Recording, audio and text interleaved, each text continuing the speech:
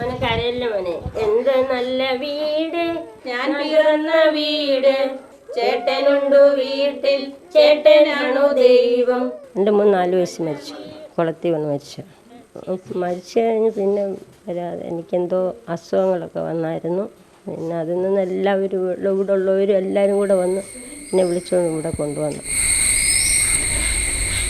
അങ്കണവാടി കെട്ടിടങ്ങൾ പലതും മാറി. 10-ലധികം അധ്യാപികമാർ വന്നുപോയി. കൊച്ചു ടീച്ചർ അവിടെ തന്നെ തുടർന്നു. അങ്കണവാടിയിലെ ഹെൽപ്പറാണ് കൊച്ചു ടീച്ചർ എന്ന് നാട്ടുകാർ വിളിക്കുന്ന സുകുമാരിയമ്മ. 45 വർഷം മുമ്പ് 18-ാം വയസ്സിലാണ് ഹെൽപ്പറായി ജോലിക്ക് കയറുന്നത്. അങ്കണവാടി തുറക്കുന്നതും കുഞ്ഞുങ്ങളെ കൊണ്ടുവരുന്നതുമെല്ലാം കൊച്ചു ടീച്ചർ തന്നെ. പല്ല് തേച്ചോ, പിന്നെ കാപ്പി കുടിച്ചോ, പഠിക്കാനുള്ളതെല്ലാം പഠിച്ചോ, ബാഗിലെല്ലാം എടുത്ത് വെച്ചോ. മോനിന്റെ എന്നാ ഇനി മെഡിസിൻ പോന്നെ, സ്കൂളിലാ പോന്നെ മോനെ?